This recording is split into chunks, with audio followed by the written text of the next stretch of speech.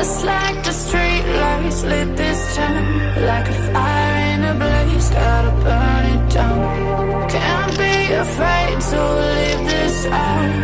We got this far, don't know how. I see danger in your eyes. They know we'll burn down the night. Coming just like the sunrise. You know that we're gonna let it out. Tonight, we're gonna let it out. Tonight, we're gonna let it out. Just like the sunrise, we're gonna let it out.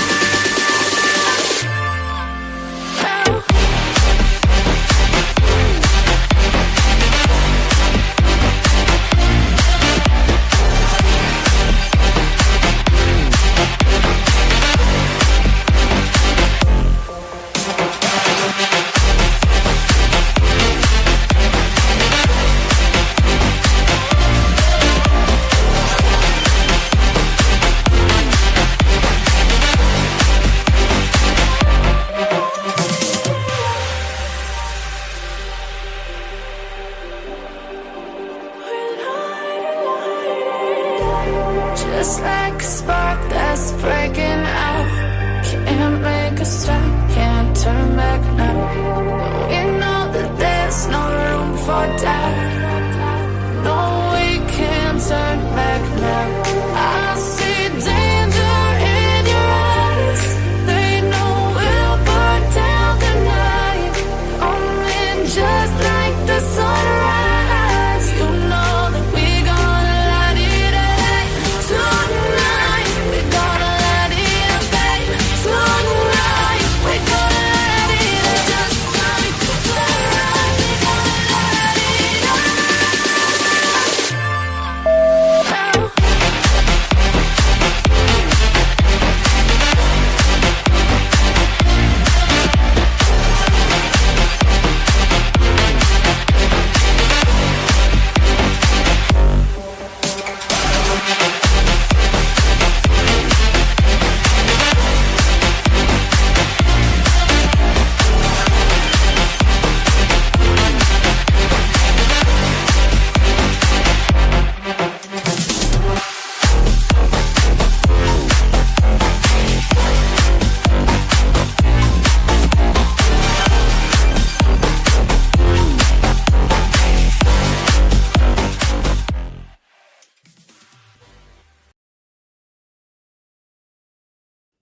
Hey guys, welcome in, welcome in, welcome in. How's everybody doing tonight? How are you guys doing this evening? I feel like I'm like right in front of my sign, so you can't even see my shirt or anything. Like you can see this shirt, but you can't see my other shirt. But welcome in. I think it's just the way that I have it set up. It's good to see everybody. It's Sunday. It is Sunday. Is everybody well rested and ready for a work week tomorrow? Not me, not me. I woke up at 6:30 this morning. Somebody tried to touch me. How dare they? How dare they do that? How dare they try to cuddle with me in the morning? Woke up. I said, "What are you doing? What are you doing, sir?" On the other side of the bed. That's what we have to do because we have dogs. You know. He's like, I'm just going to come to the other side. But it's okay. I had a good day. I had a good weekend too. I hope you had a good weekend, Ashley. And welcome in, everybody. Hey, Brandy Wine. Hey, baby girl. Hey, Tipsy Gypsy. I like that name.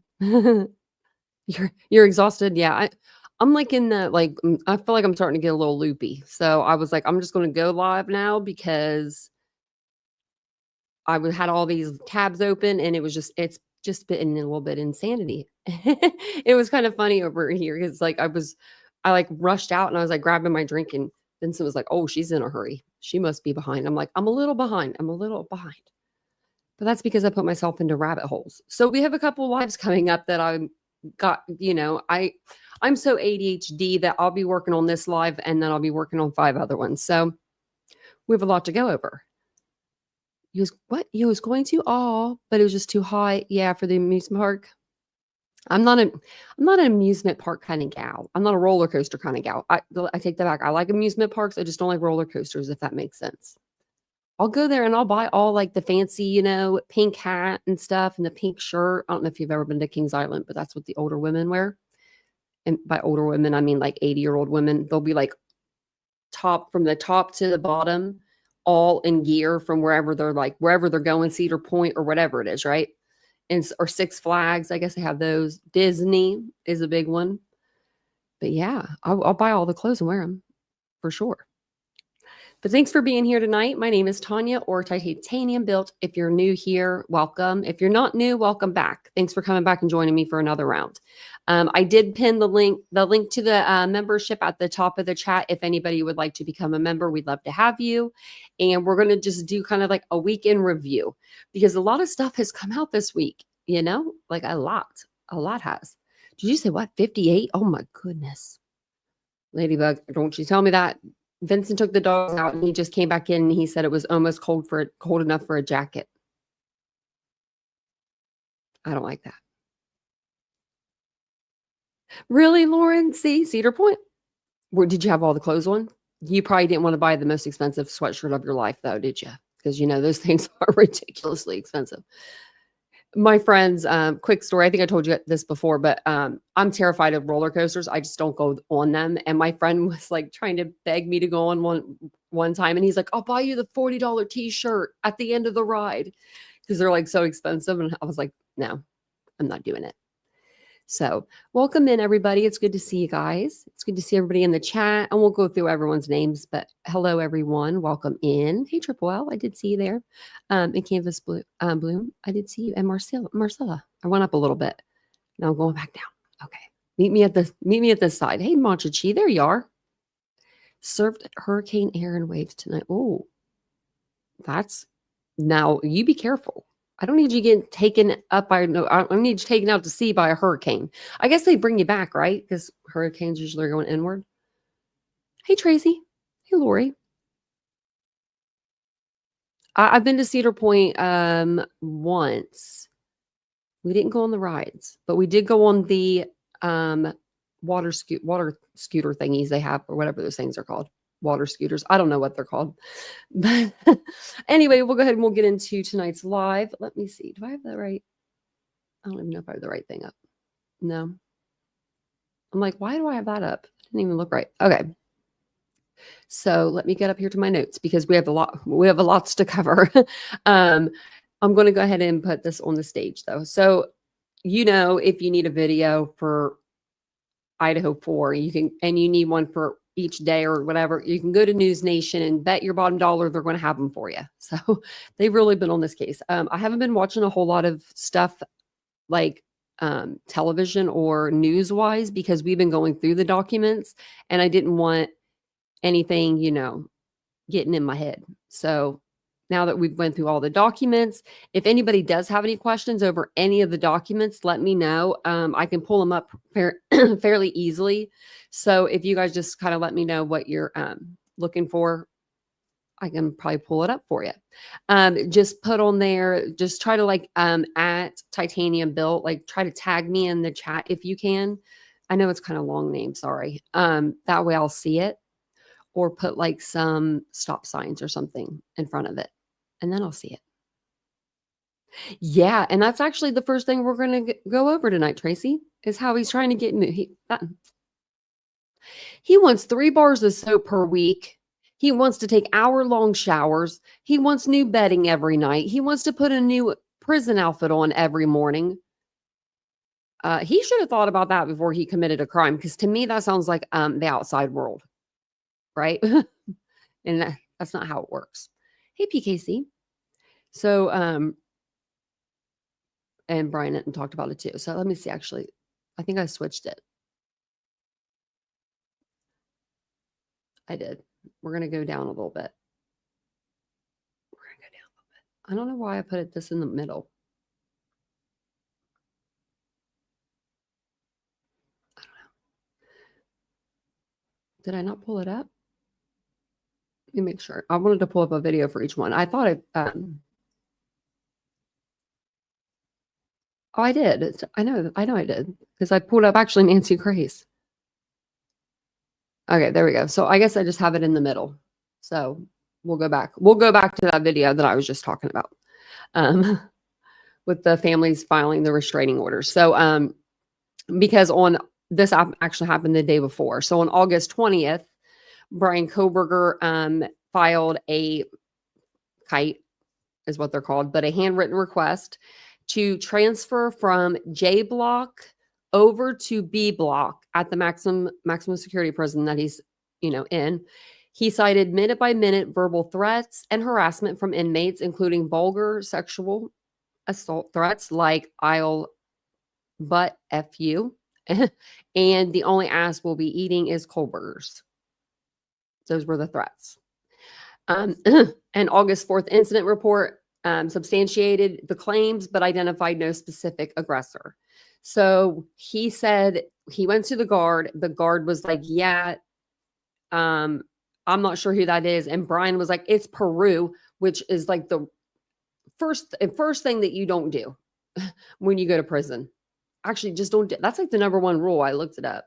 You don't snitch. And Brian's been there for 5 seconds and he's already like, "Peru's over here sexually harassing me." So the guard was like smart about it, apparently, because who knows who Peru is. But he's like, I can't tell whose voice that is, which I bet you he could.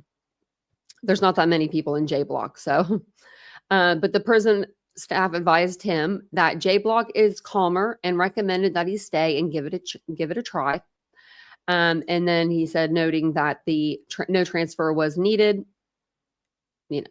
so Kohberger will remain in J block as of now. So let's go over and listen to what Banfield has to say about it. I pulled her and Nancy up, and I'll pause it here and there too. And thank you guys all for being here. I appreciate it. If you guys don't mind, will you hit the like button for me? Hey, bless Gigi of 10. She's been doing that a lot with her ears lately. I wonder if she needs eardrops or something. I think they just kind of bother her at like the end of the night. She only does it like right around this time. Really? Ladybug, me too. You were 47 or your dad was 47? Because my dad was 47. Either way. Still eerie. Okay, Banfield, give us what you got. We all have that person in our lives who never stops complaining. It's too hot, it's too cold, it's too salty, I'm bored. And as it turns out, in Idaho's maximum security institution, that person who complains all the time is inmate number 163214. That's him, better known as Brian Kohberger. The other night, I shared prison reports about Kohberger and how he was having a tough time in lockup. Fellow inmates were keeping him awake night and day, he said, taunting him and threatening him, making all sorts of noise. Well, tonight we've got the paperwork to prove it and a few other things he says those fellow inmates are doing to him, things that have him afraid for his life and possibly his virginity. No joke. These are the actual handwritten complaint forms that Brian Kohberger has written and submitted. She went there. She must have been reading them documents. She said Brian and maybe his virginity. I mean, he is a virgin. So it was in the documents, to the prison officials at the maximum security institution in Idaho, and get a load of his handwriting. I'm going to talk about that in a moment. We have his full list of complaints, even specific inmates that he's complaining about, and name names.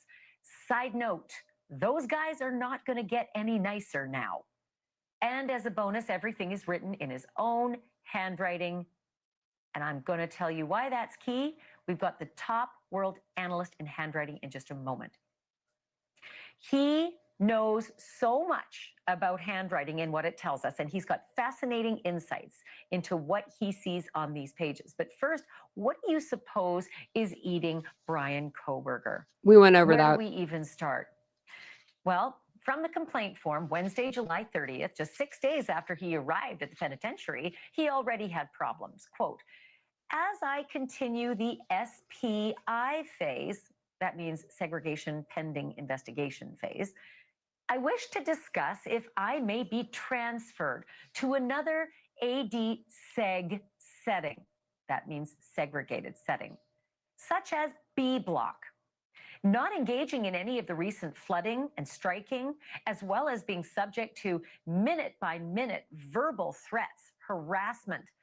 On that and other bases, Unit 2 of J Block is an environment that I wish to transfer from. If possible, I request transfer to B Block B Block, what? immediately. I wish to speak with you soon. Like, what's so good about B Block out of all the blocks? How does Brian Kohberger even know if he's not talking to anybody? That's very special. Kohberger wants a little more comfort at the lockup where he's condemned to spend the rest of his miserable life.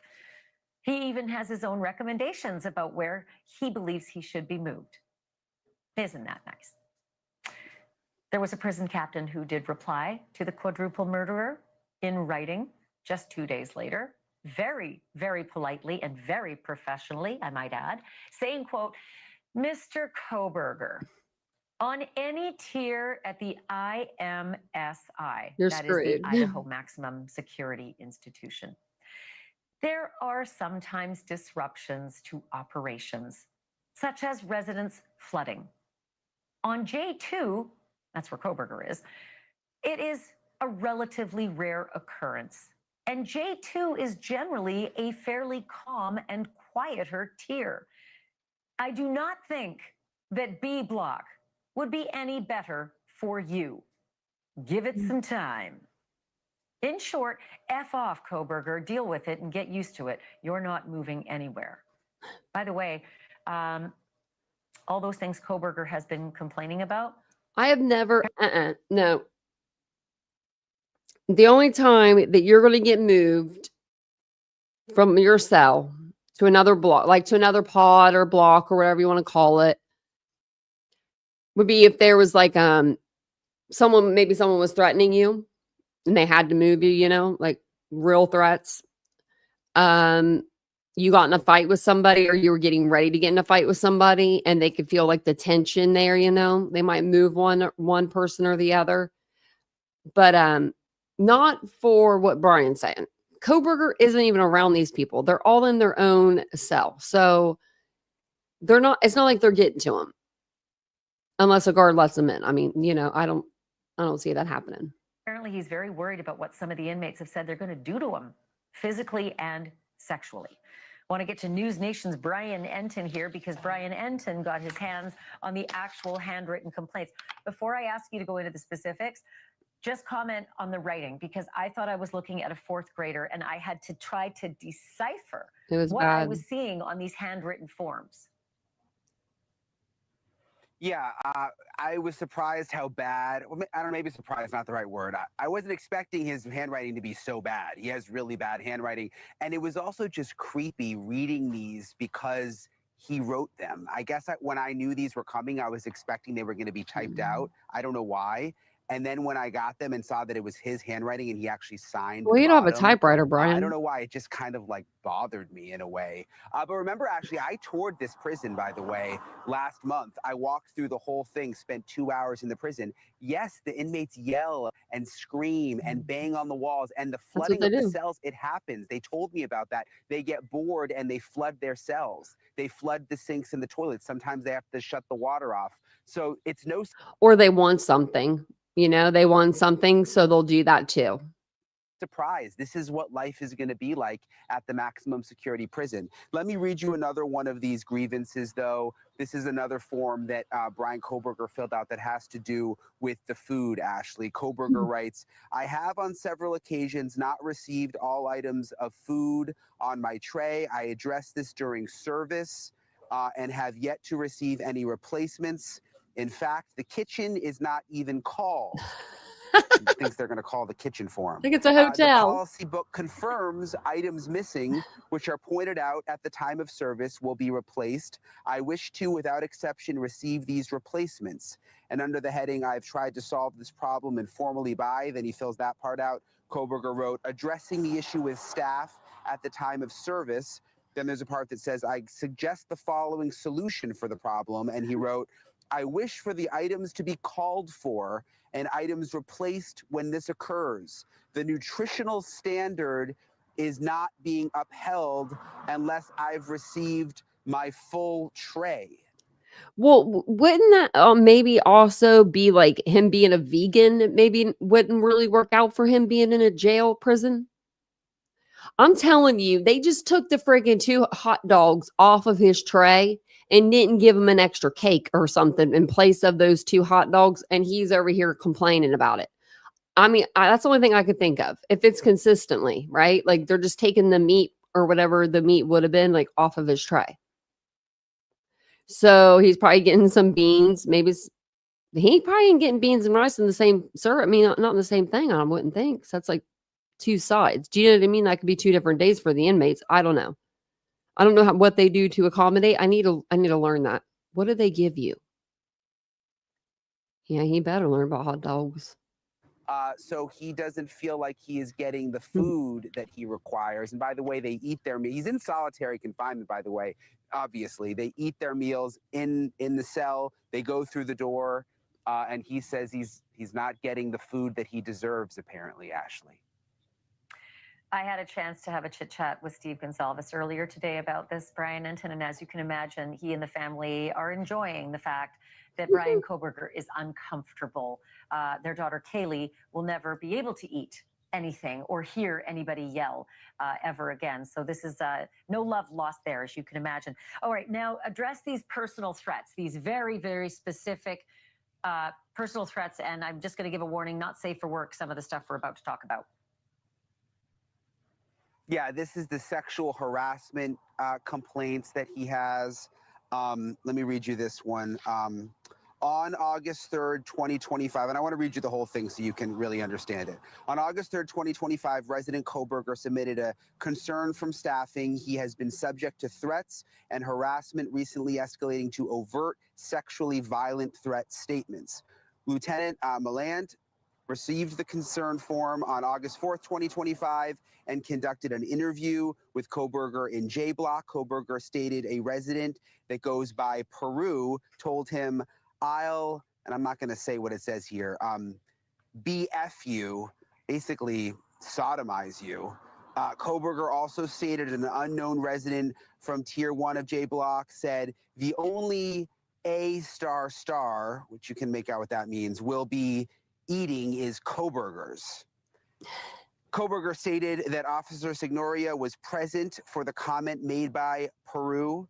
Due to Officer Signoria being on B nights, an interview could not be conducted to attempt to Said his corroborate name. the allegation. On August 7th, 2025, Officer Signoria submitted an information report outlining his involvement of the alleged incident. Officer Signoria recalls vulgar language being used and directed toward Kohberger, but could not identify who said what. The allegation is substantiated, but due to no aggressor being able to be positively identified and Kohberger saying he feels safe to remain on Tier 2 in J Block, no further actions were taken, which, I mean, it's kind of like the officer knows what happened, but, I mean, come on, this is prison. This isn't jail anymore. You're in the maximum security prison in Idaho with the worst of the worst in the state. You killed 4 innocent kids. It's the 3rd in the nation for worst prisons. And then where he's at, it's like even worse.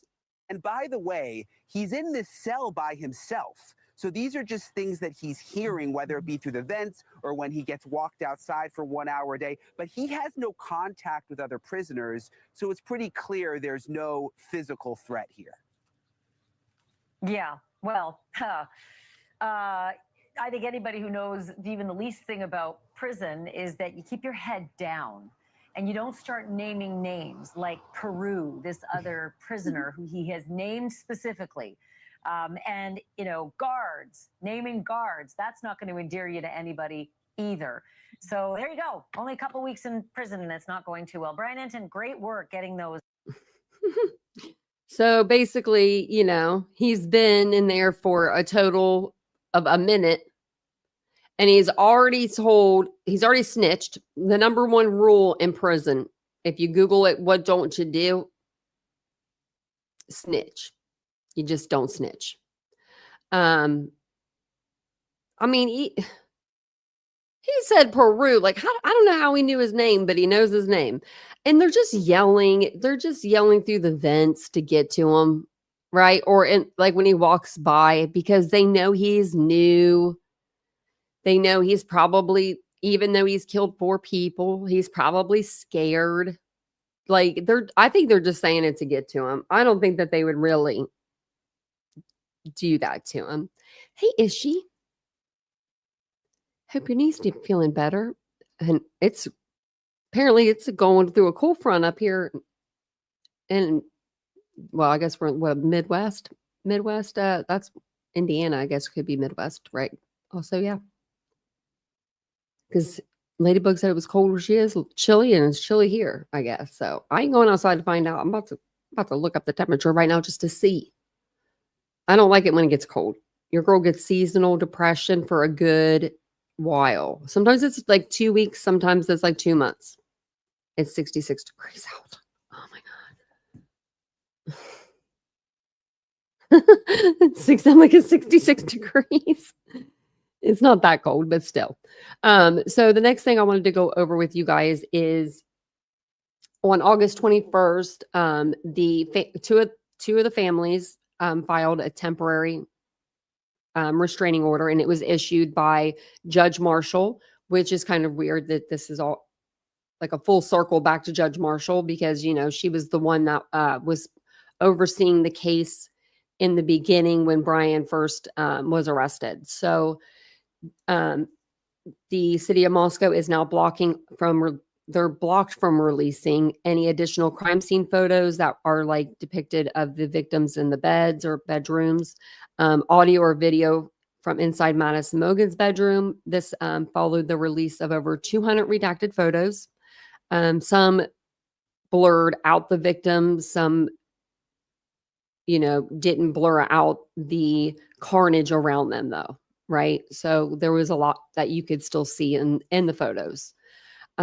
So Karen Laramie sought an order of protection, and then also the Chapin family is now included in that. So, I mean, I understand. I completely understand. And I wouldn't be surprised if the other 2 families didn't also, you know, get on board with that. So Brian is going to talk to us about, you know, the families filing these, you know, these lawsuits, or not lawsuits, I'm sorry, this temporary restraining order, which is crazy to me. I've never heard of a temporary restraining order or a restraining order over photos before. Has anyone else? I've never. Isn't it, Claw? Peru is, yeah. He can pretend like he's in Peru. Oh, you think? Oh, I don't know. Like Judge? I liked her. I thought she was quick with it. I really liked her. Okay, so I could hear something out there. It just sound like a bird hit the window. Not like a bird, because it wasn't that loud, but sounds like almost like a pebble. Someone trying to get my attention? Okay, let me put it on the right video. Are we on the right video? On StreamYard? No. I'm like, no. Okay, there we go. The families of Madison, Maddie Mogen, and Ethan Chapin have now sued the city of Moscow, Idaho. Their lawyer filed an emergency injunction against the city to block the release of more crime scene photos. That emergency injunction, it was successful. It happened on Friday, and a hearing is now scheduled for later this week to determine if the crime scene photos will be blocked permanently. Remember, some have already come out, but there are more that were about to be released, and the families are just heartbroken by all of this, and they want to stop it, and that's why they're suing now. And after Brian Kohberger was sentenced to life in prison for the killings, the Moscow Police Department, they released nearly 200 photos taken inside the off-campus house. Some of the pictures showed signs of a typical college student's life, but there were also really haunting photos. A bed covered in blood. We're not going to show them to you, but I'm going to tell you what they were, so you know why the parents were so upset. There were beds covered in blood. There was blood spattered on the wall.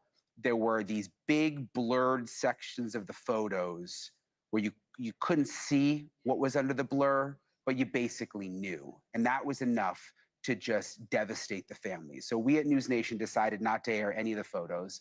Didn't feel they added anything to our coverage. But multiple media outlets did. They're all over the internet. The family members didn't even get a warning, by the way. There was no call from the city of Moscow or from the police, from the prosecution saying, tomorrow these photos are going to come out, or, hey, do you want to come to the police department and see what we're about to release so that you can process it first? Look, that's happened in other cases. That happened with the Gabby Petito case. I remember the FBI called them up and said, come down, we're going to meet with you and we're going to show you everything we have before we release it. That didn't happen with these Idaho families. Several members of the victims' families spoke out against the release of the photos. There are reportedly about 180 more photos from the crime scene that are set to be released. Earlier today, I spoke with Leander James. That is the lawyer who filed the injunction on behalf of the families. Had some really interesting things to say about why he does not believe the crime scene photos should be released. This is what he said. Let's see if there's anything on that. They had reached a point by the time of the sentencing that they actually had some closure and were able to sort of start to move on somehow. Well, then they get hit with this, all of this ugly stuff getting released. And I mean, there's photographs that we don't want released that we probably can't stop. They're going to be released anyway.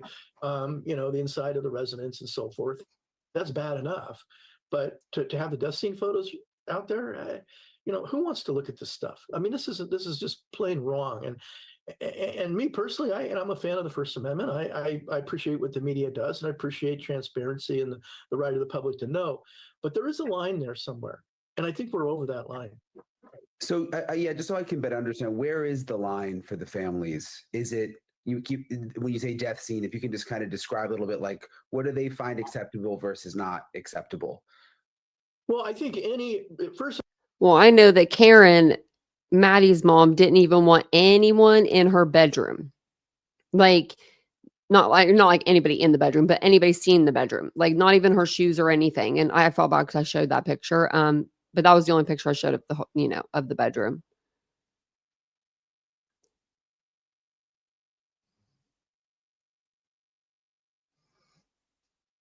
I know. I was going to start covering it when it first happened, and then I didn't. I don't know why I didn't.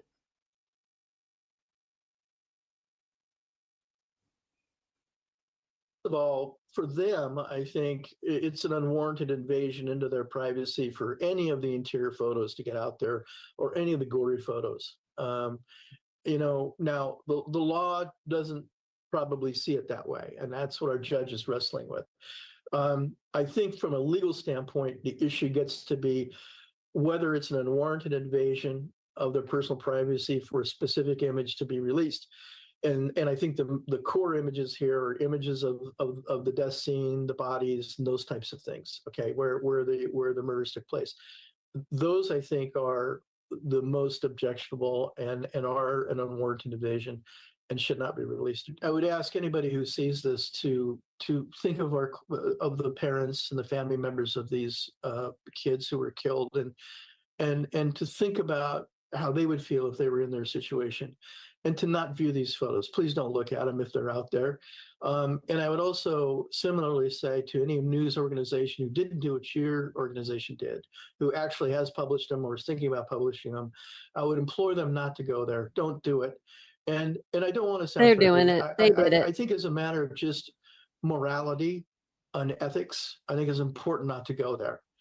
If they go there, though, they put me in a difficult spot where then we have to consider whether they have a legal liability for the damage they're causing by publishing these photos. And like I say, I want peace. I don't want, conflict. So just don't publish them and there'll be no conflict. And so Mr. James said that they tried to work it out with the city first. They didn't immediately decide to sue the city of Moscow, Maddie Mogen's family and Ethan. They want that family, money. but Moscow does. They couldn't work it out, so they filed the lawsuit. Thank you for watching. Subscribe below and down. I hate that. They could, they couldn't work that something out. Like, how about you just don't release it? I don't know. I know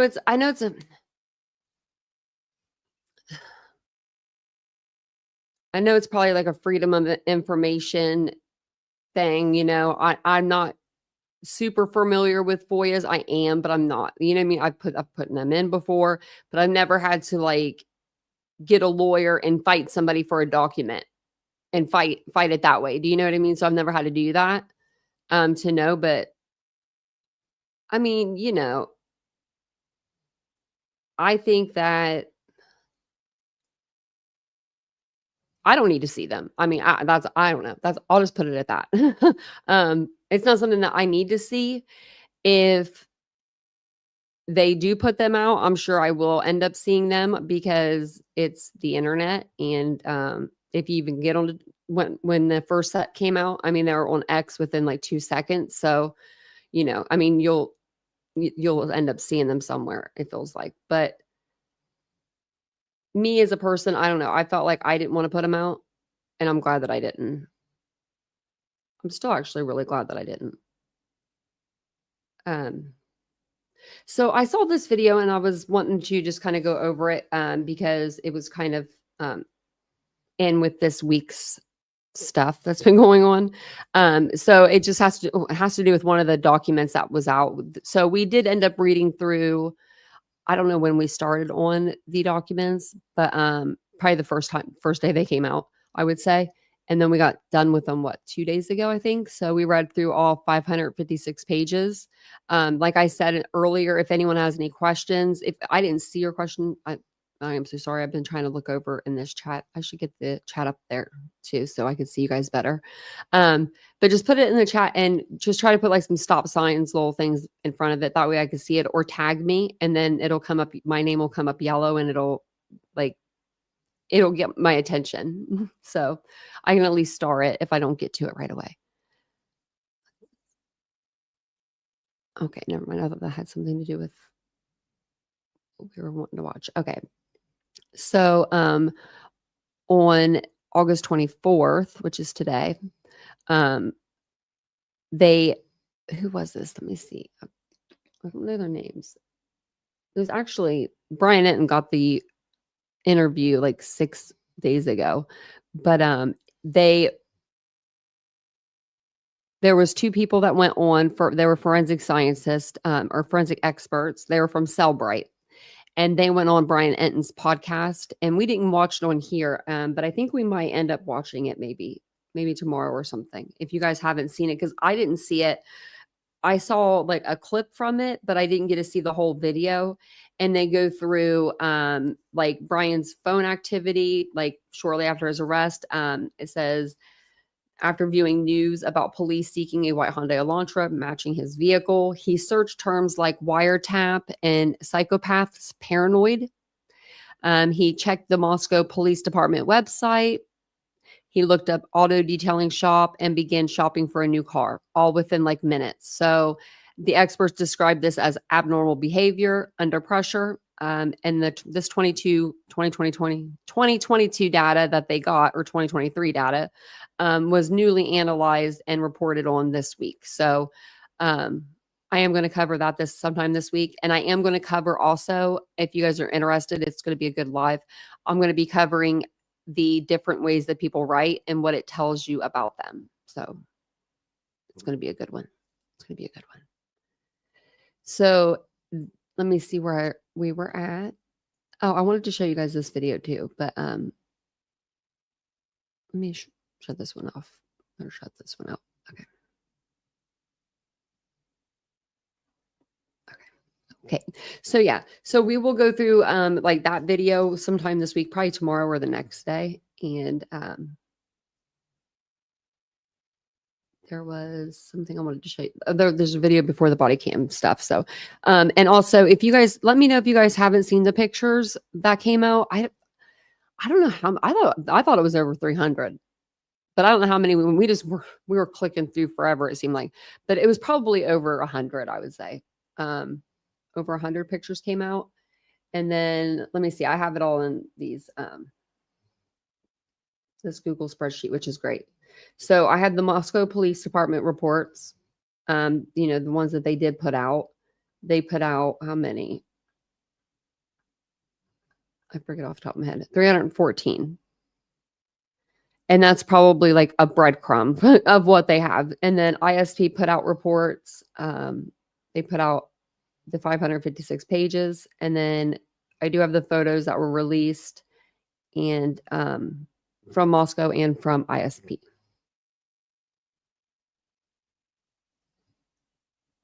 And I am going to start working, I think, on a new timeline because we need to add to it. We haven't added to it in a while. Okay. So in one of the documents, it was talking about how Brian Kohberger, I don't know if you guys remember this, but how he supported the death penalty. And they talked about it on News Nation. So it's just like a couple-minute video. I thought we'd go over it. But I know that his mother, though, didn't support the death penalty. So I wonder if they ever talked about that. Like, I wonder if that ever was brought up, in casual conversation or anything. A lot of the documents actually were from Washington State University interviews that the detectives had done with classmates and with faculty there. Most of them were disturbed by Brian Kohberger. But in those documents, in one of the interviews, one of the classmates said that Brian Kohberger strongly supported the death penalty. And there was actually this debate that happened in one of the classes where Brian Kohberger was the only one in the class who vehemently supported the death penalty. All the other people were against it. And apparently he got angry. At one point, he even told this woman, like, imagine with your 12-year-old daughter how you would feel if she was raped and murdered, and sort of got nasty about the whole thing. The girl even told police later that she cried. That's how intense the conversation became. But apparently he was very clear that he supported the death penalty. Yeah, but that changed pretty quickly when you realized they were retooling the firing squad chamber just for him in that state. Talk to me a little bit about the cellmate interviews. They were very informative of Kohberger's behavior behind bars. Yeah, there were two of them. The cellmate said, and they were people who were in the same pod as him, that he enjoyed watching TV. I'm sorry, but this picture just pees me off. That picture of him just like, it boils my blood.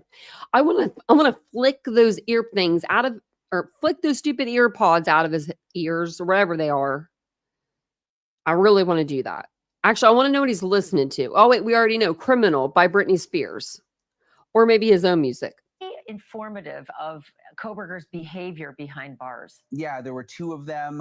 The cellmate said, and they were people who were in the same pod as him, that he enjoyed watching TV, which we knew, but he liked watching TV and stories about himself. And he would say things like, wow, I'm on every channel. And that the only time he would change the channel is when topics came up about his family. Then he would change the channel. He said his favorite movie was American Psycho with Christian Bale, which, if you remember that movie, he always called Mother Father, which is the same thing that Brian Kohberger referred to his parents as, would never say mom or dad, but Mother Father. And then also that he used 3 standard size bars of soap every week to take hour-long showers, and that he would scrub his hands. Remember, he apparently has OCD, and that he would scrub his hands and be in the shower forever, which sort of connects back to that prison video that we've seen, the alleged prison video from where he is now at the state prison, where you can see that his hands are pretty red. Oh, yeah, I think that came out this week, show too. that video real quickly. We've still been trying to authenticate it, but we can tell you definitively our sources in Pennsylvania at the state lockup, as well as the county lockup, said it's not Pennsylvania. Latah County, we have sources there who said it is not Latah County. Ada County put out a statement saying it's not Ada County, but Idaho Max said we're investigating it further, and they still haven't said whether that's one of the intake.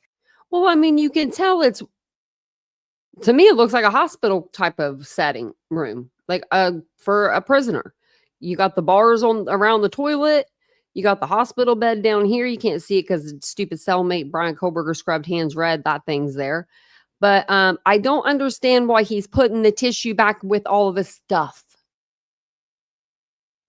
He just cleaned his shoes with this tissue, right? His clothing is up here in the corner that he puts on his body. He has 2 cups right here that he puts in his mouth. And he's going to stick this dirty napkin. Ugh. Oh, I don't even want to know what was on the bottom of I mean, it's a prison floor. He's going to put that ain't no OCD to me. Man, you got some repetitive stuff or something, maybe. Maybe that's your OCD, like doing something repeatedly. like washing your hands. And that's why they're so red, because you're doing it repeatedly, but you ain't got no cleanliness to you, bruh. Sorry. That's gross. I hope he hears this. I mean, I know he won't hear me because I'm not on national TV. I need to be on national TV so I can get the word to Brian.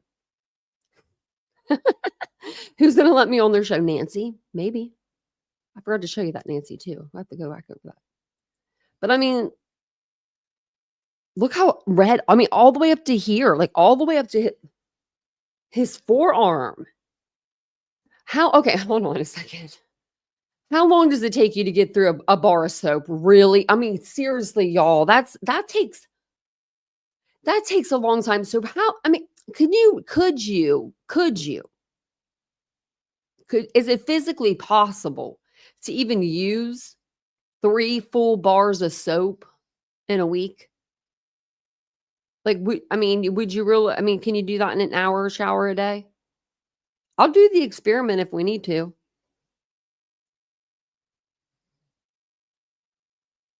I wonder how big I don't know how big they are. Oh, they're small like hotel soaps. I thought that was just jail. I thought in prison you got the big one.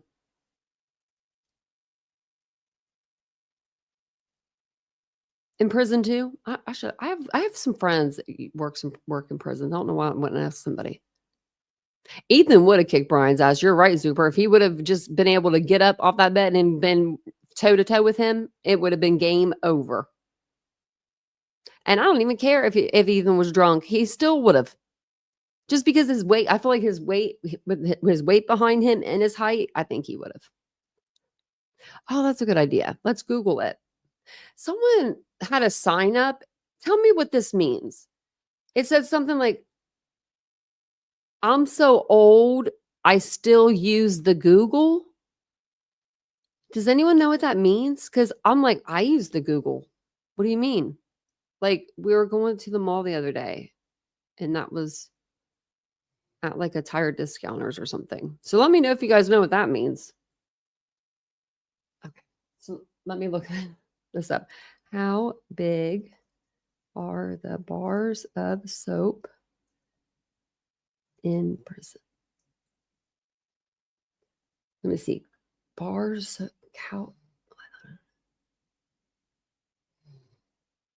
Is this a catalog for the? Hold on a second. Shut the front door. What's this?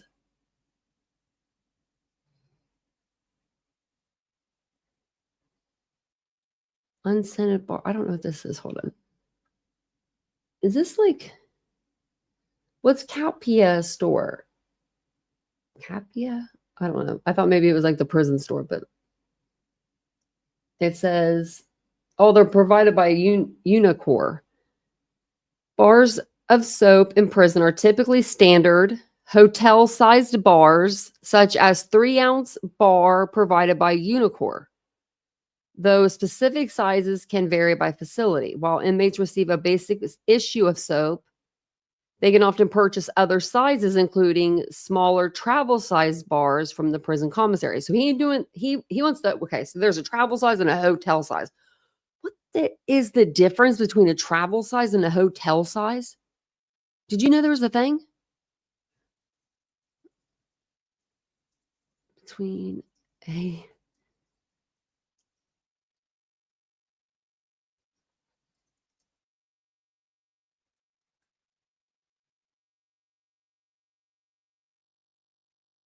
Okay.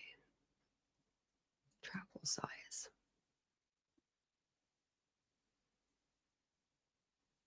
Okay, so hotel soap typically refers to a small single-use bar, often around 0.5 ounces, that is provided as a courtesy. Okay. Whereas a travel size soap is the same type of small individually wrapped bar that a guest packs in their luggage for personal use during a trip.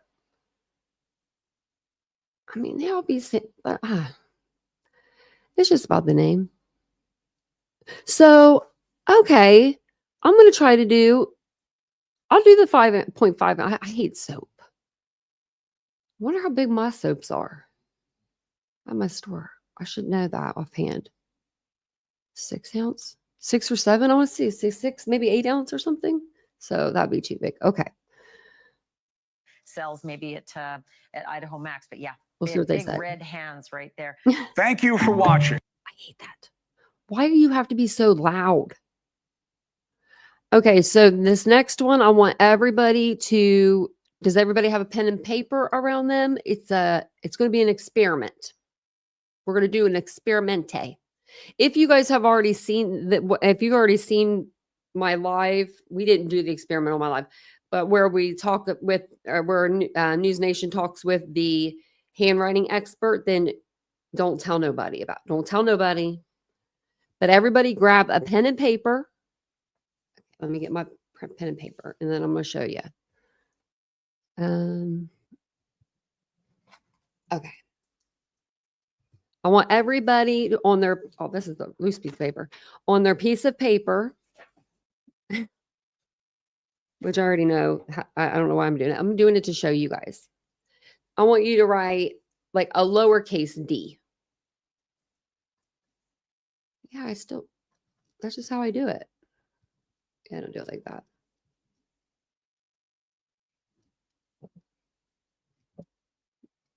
Now I'm doing it too much.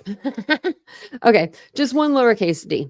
And then we're going to listen to this guy. He's on here for about 3 minutes. He talks to Banfield about handwriting and what it could mean if you write your D, your small d, in a certain way, which I had looked on my piece of paper when we watched this the first time. I was like, ain't getting me.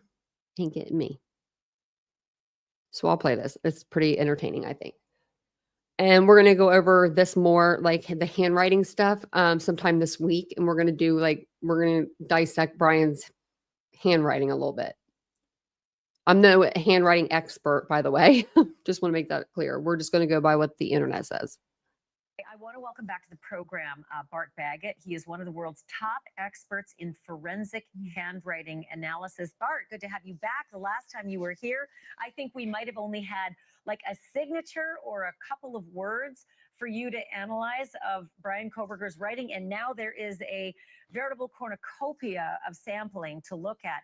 Give me your initial impressions on the handwriting that you're seeing on these complaints. Sure, it's so great because last time it was like having just one piece of a map and you're like, hey, tell me more, because you're like, Bart, tell me if he's evil and he's treacherous. And I was like, I can't, Ashley, but now we can. So we have like this weird, shy, anxious guy with low self-esteem and frustration, and he's got a trait called recalcitrant, which means he's stubborn and defiant like a child. And he also has something really interesting that I have hardly ever seen in real life, which is basically most books call it a felon's claw or a injustice, a revenge seeking, and that's in this really odd D. And I want to caution the viewers at home: don't look at your writing and just assume that what I'm saying applies to you, because it's not that way. You're not a felon if you have this. But you're a felon if you have it. Off, he's angry, and he feels like everything is unjust. He reminds me of what they call an incel. Like if you think of the stereotypical incel, just some guy in his basement mad at the world, mad at women. That's his personality. He just never grew up. Does anyone write their D's like that? So this, I do my I don't know. I do mine like this. It's all one stroke. Do you know what I mean? Instead of like this and then that, like, I don't know. Mine's just one stroke, but I do a lot of really weird stuff with my handwriting. My handwriting is like half cursive, half regular. It could be confusing. Vincent can't read it. Sometimes he makes fun of me. I do not like that. You guys are good. I was good too. I have like this paper, like this notebook always right here beside me. And I was like, let me look. But a lot of my D's or a lot of my first letters, I don't know, D is usually the first letter that I write, it seems like. But when I was writing stuff, I always capitalize it. So this we're showing on the screen is the D that you're talking about. You said it's called is it a D claw and a felon's claw? Give that to me a little more clearly. Like, what does that exactly mean when you've got that See, very it's not just one unusual spot. shape? So So just to be clear, I've never put this in my books because I didn't like using the word felon's claw relating to anything because people would read it and think, oh, I'm a bad person. But it does mean that people have anger and unresolved resentment going into the past and they need to get it out. So I think it's unfair to call someone a felon. In this case, obviously we can, but the average person is like, yeah, I'm mad at my brother, mad at my sister, and it's unresolved hate and they tend to be revengeful. So here it is. So that means unresolved hate. To me, if I saw that, like if someone was like, this is this D, what does that mean to you? I would say that someone's lazy. They just didn't finish their D all the way, you know, like I would never think that what this guy is saying. In the D, it appears in other letters in the Y's and G's and other handwriting, but I've always found that to be a little dangerous when I see it in people's handwriting. Tell me a little bit about Kohberger's signatures. We looked at one before when we had the guilty plea back in July, but now you've got his signature on the prison Yeah, it's getting even complaint. worse. Do you see anything in the When he first went into jail, it was like that. And then when he was there for a little while, I think it was like his nerves were starting to go down a little bit and his handwriting got a tiny bit better. And then now look at it like I mean, that doesn't even look like the same signature. comparison here? Is there anything that you can read into it? Well, he's just devolving. I mean, just here by the context of what we just heard. He's just with our not other even writing the interview, it's letters like anymore. He's anxious and it's easy to surprise, and he's I deserve better. Like he's basically a big whiny baby, and he should have thought that before he killed 4 people. But yeah, I'm not sad for him at all. Sorry to be. I'm not an expert in handwriting analysis, but to me that just looks like like he's just getting lazy. Like he's just like, okay, you know, like I'm over it. I'm overwriting my name. Like, you know, when you go to those little machines, like the little things, and you have to like use the pen. I hate those things. And you just like scribble your name. You don't even put a name. That's what it looks like. Bias, but I No, think nor am I. he's not a very bright guy. And I said So- last time I didn't think he was bright. I just don't think he ever grew Wish up. we I don't could think see he his ever writings, matured. more of You his think writings. about, John F. Kennedy's handwriting, beautiful handwriting. These are mature men. This guy's not a mature man. I don't think he ever got past 4th grade level mentally. Also, mature emotionally. men have Yeah, nice well, handwriting. That's what I felt when I looked at just the character of his actual penmanship. It just looked like it was a child. Bart, appreciate it. I could talk to you forever. Oh, Thank you so gosh. much for this. I just don't want her to yell at him or yell at us. I don't want Kumo to yell at us again. So I'm going to turn it, I'm going to pause it there. Look at him. He's kind of like just smiling. I don't know why it's making me laugh, but it is.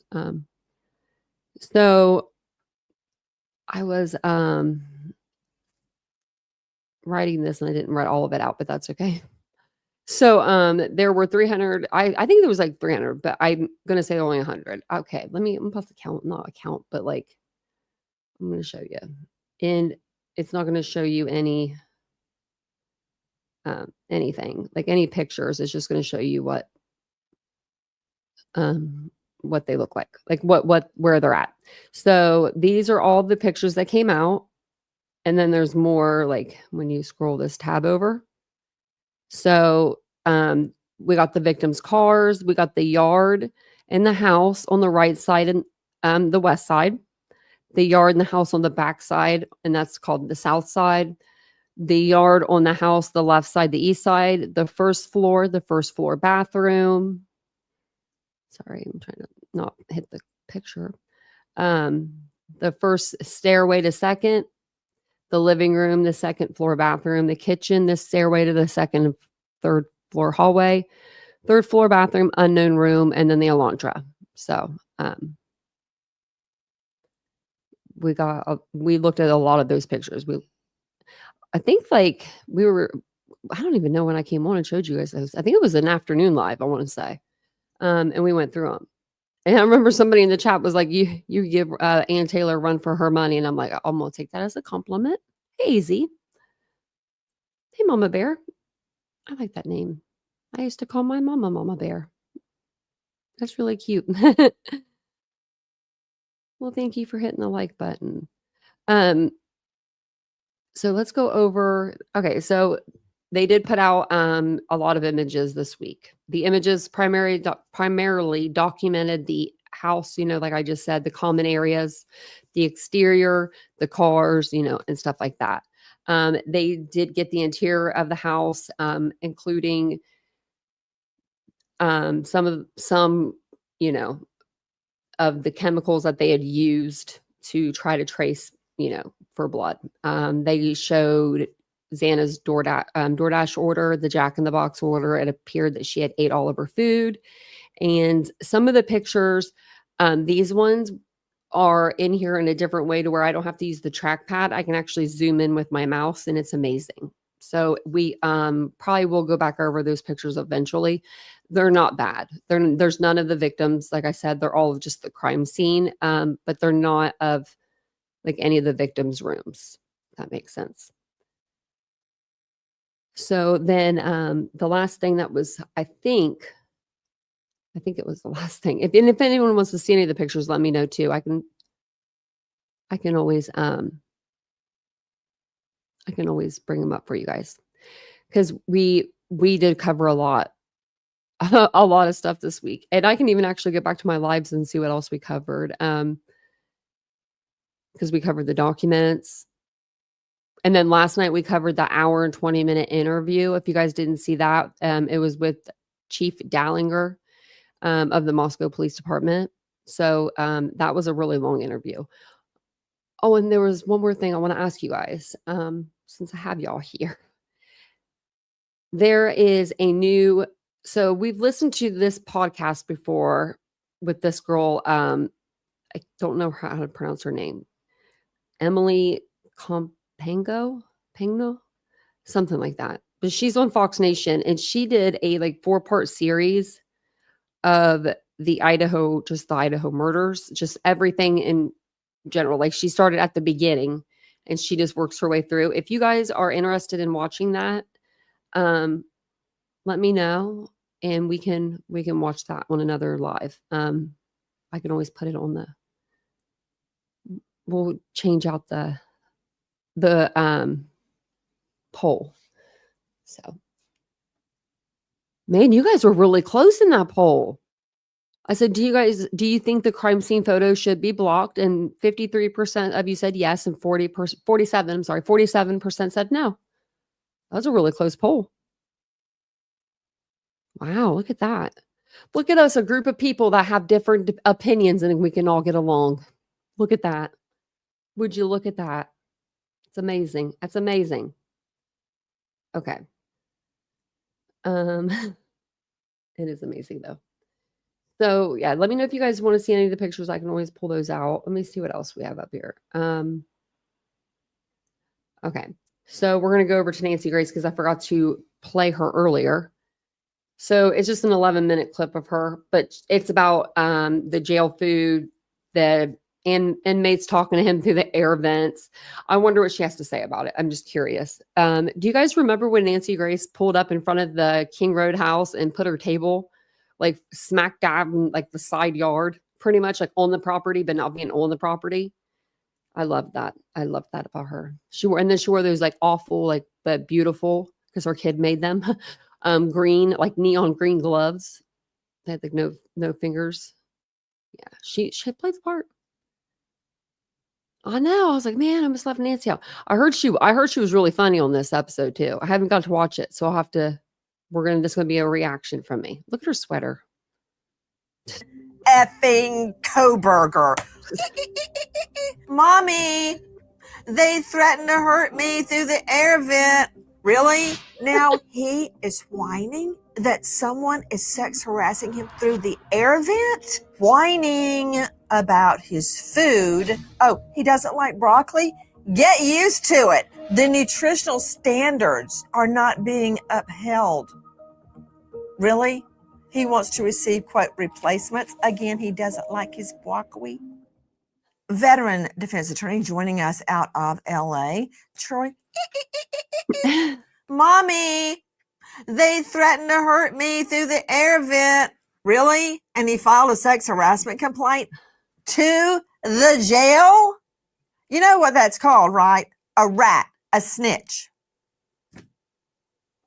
That's true, Nancy. And you know the old saying, snitches get stitches or end up in ditches. But what's important here is that we don't forget a little thing called the Constitution. I carry it around in my pocket. There's the 8th Amendment to the Constitution, don't Nancy. we all? These two always get into it when they're together. Are they going to get into it the whole time? Because it's going to make me laugh. It prohibits, as you know, Here's the cruel Constitution. and unusual punishment. And if he is being subjected to physical violence, to some sort of starvation. See how big that bag is? That ain't no lunch bag. That looks like one of them accordion almost files that they give you with your paperwork in it. Or if the prison is not meeting its own nutritional standards, then... But put him up. Slayton, has anybody said that anybody touched a hair on Kohberger's head? That's a yes, no. That has not been alleged. Okay. Has anyone said that Kohberger has not been given enough food? That's a yes, no. Well, he's claiming that in one of his complaints. No, that's not what he claimed. He's saying that the prison is not received all items of food on my tray. I addressed this during service, his butler, I guess, and have yet to receive replacements. Replacement means he just doesn't like, he doesn't like broccoli. Get used to it. No one has starved him. No one has touched him. He's complaining because the inmates are whispering at him through the air vent. Are you serious? Just put the Constitution away. Don't degrade the Constitution like that, please. She said, put the Constitution away. Where can I get a copy of that, actually? I would love to be able to be like, I carry a copy of the Constitution with me at all times. Guys, Dr. Hendricks, former warden and one of the toughest CI correctional institutes in the country, MDC in Brooklyn, also warden in Sheridan, Oregon, former senior warden, U.S. DOJ, author of Who Are You? See It, Say It, Seize It, and he's at the new DaylightFoundation.com. Dr. Dwayne Hendricks, really? He wants off the J block after one night? Thoughts?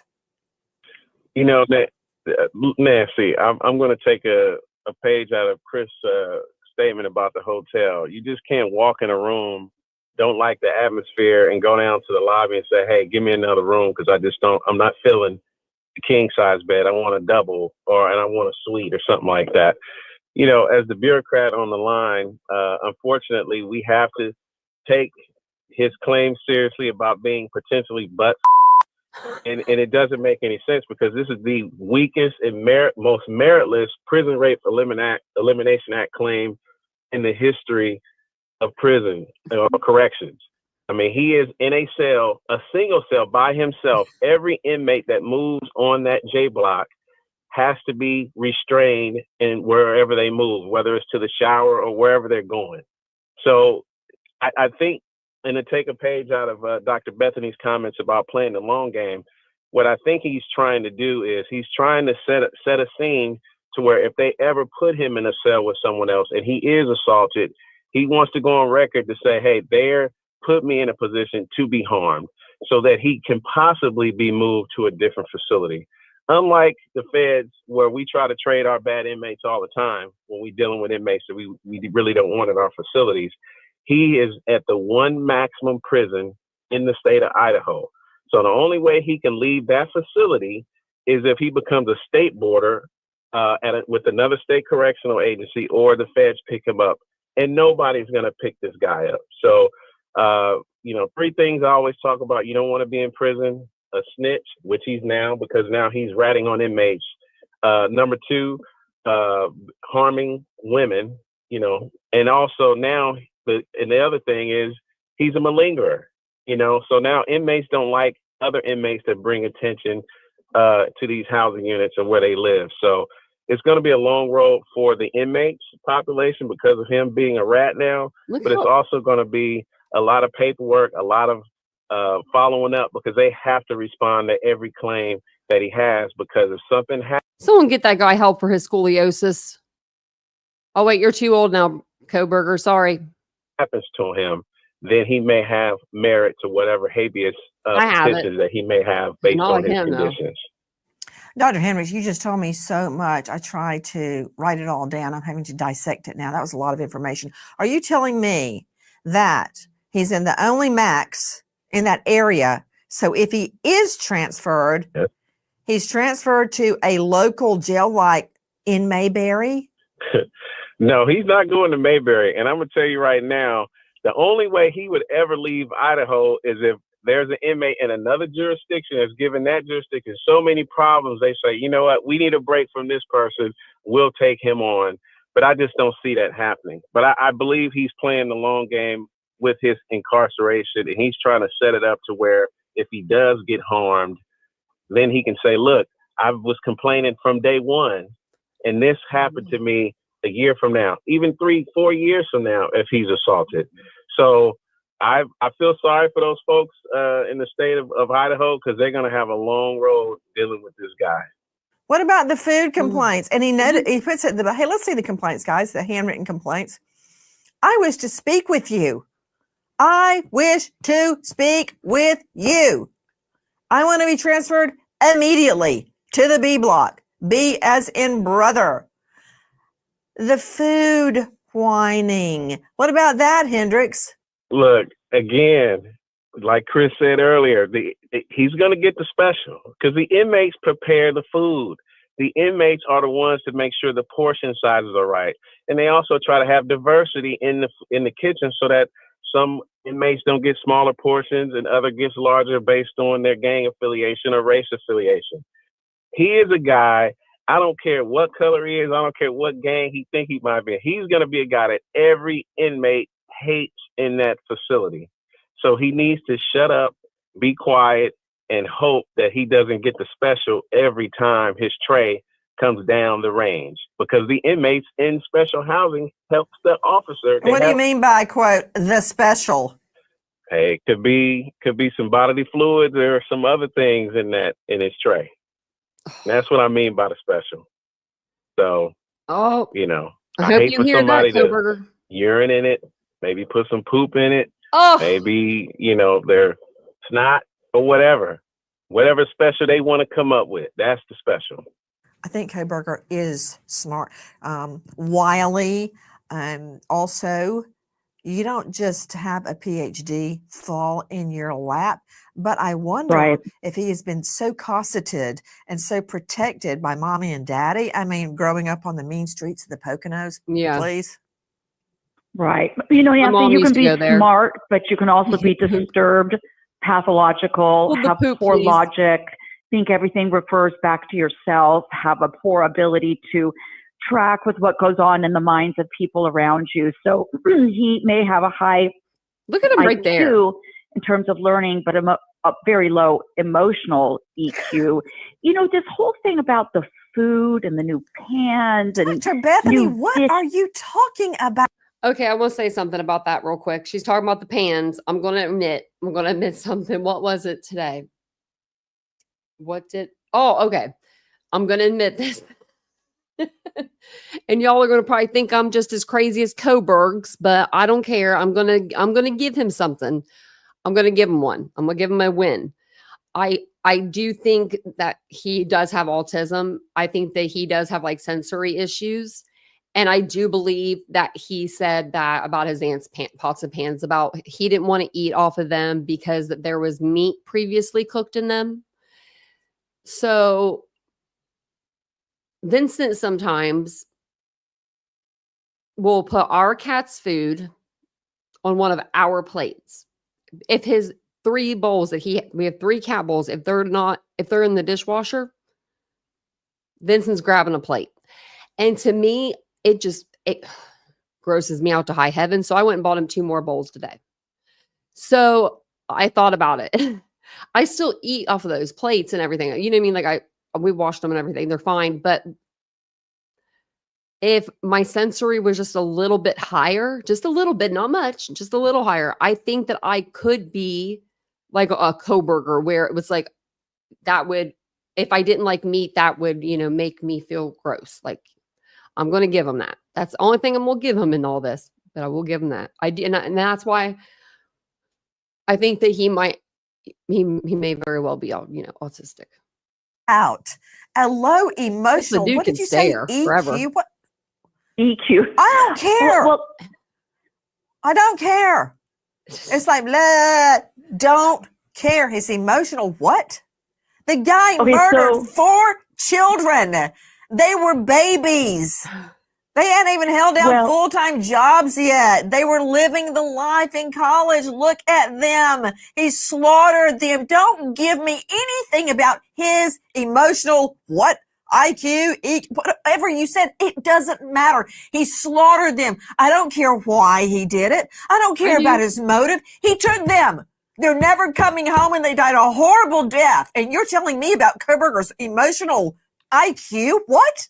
Hey, but Nancy, it takes a lot of intelligence to pull something like that off, to get through a PhD program, to get away with everything he did. You know, it takes planning. It takes driving by. It takes, you know, rendering, you know, 4 people helpless, killing 4 people. I mean, you really have to have thought something through to do that. I'm not trying to give him credit, but I'm saying he got a whole degree to prepare. In every picture, he looks different for this crime. I mean, think about it. Bethany, hold on. I need you to look at your monitor. He is proud. This is right after the murders. Thumbs up, self-aggrandizing smile, all cleaned up. He probably boiled himself in the shower. All the bloody clothes, the bloody evidence is all gone. And here he is. Thumbs up, guys. I did it.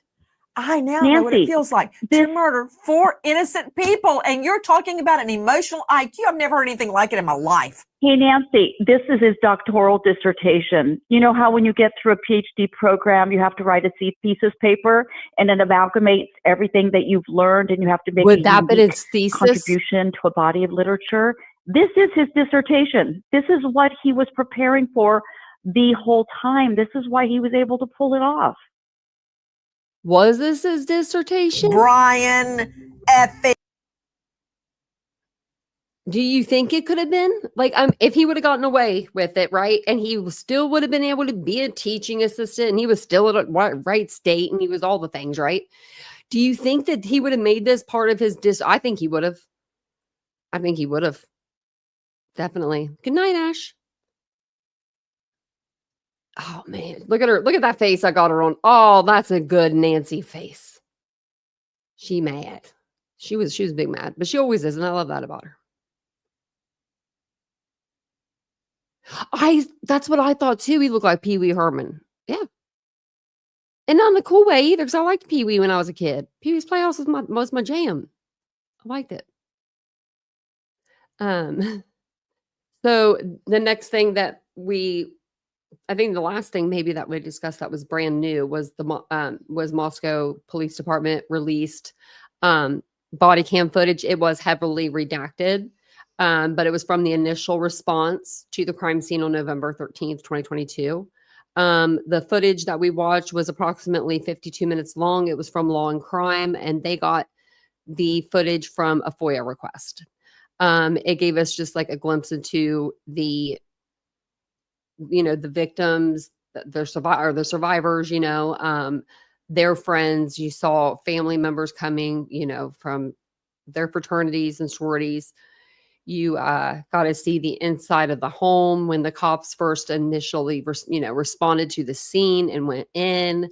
They did completely redact out Xana's room, along with Kaylee's room, I think actually all the bedrooms, but you do get to see them though through the house, like through going up the front, the top of the stairs to the second floor up to the third floor. You get to see kind of everything. So you get to see where things are and how the house does look a little different than the animations that we saw. And yeah, I thought it was it was hard to watch, but it was I don't know how to explain it. It was hard to watch it, but at the same time, it was like something that we've wanted to see for so long, right? And the house is no longer there, and we're not going to see the mock house not during a trial anyway. So this was like, the next best thing. So, but Moscow police have released heavily redacted body cam video from the initial response to the University of Idaho student murders crime scene at 1122 King Road. Victim Maddie Mogan's mother sought to block the release of crime scene images and and video in court.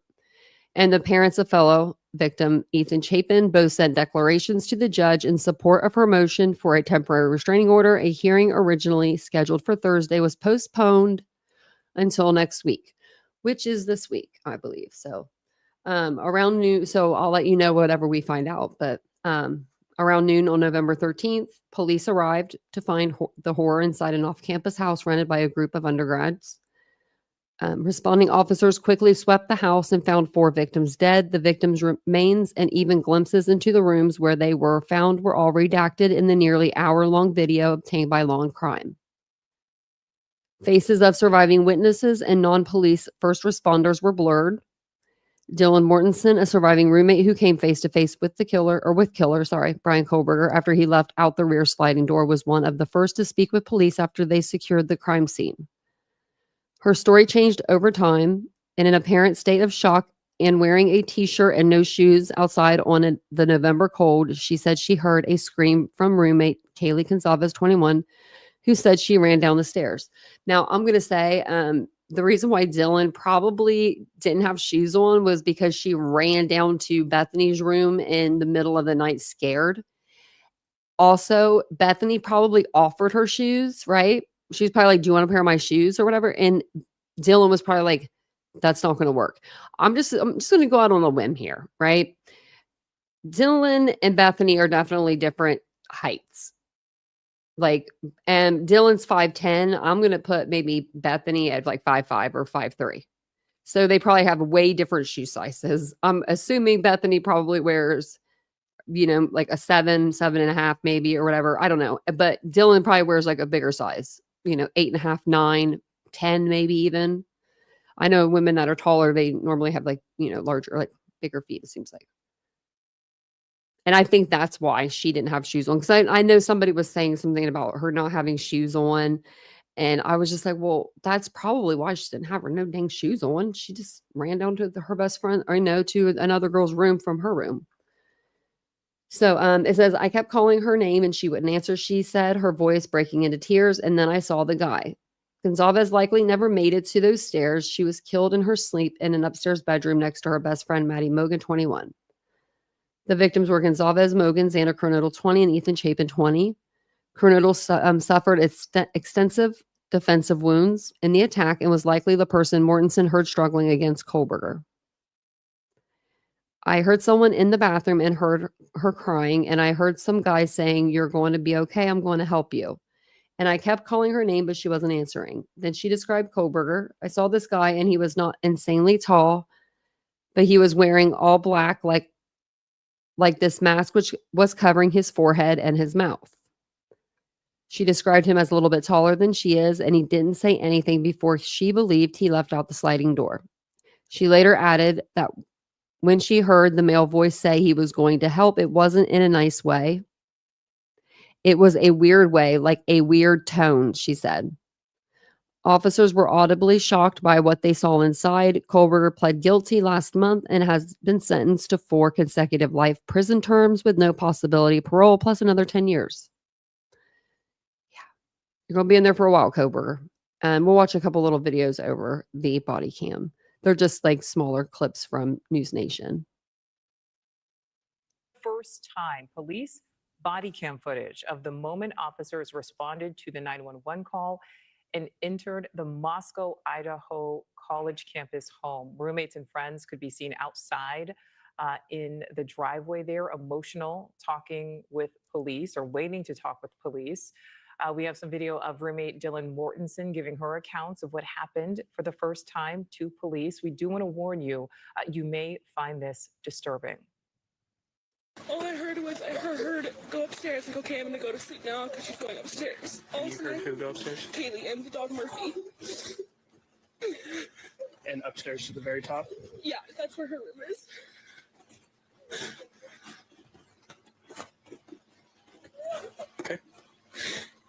all of a sudden I heard her walking up. I heard her scream, and she ran downstairs because she saw someone. That's what I'm pretty sure she said. Someone's here, and she screamed and just ran downstairs. And I called for her name, but I jumped up and locked my door because I was so scared.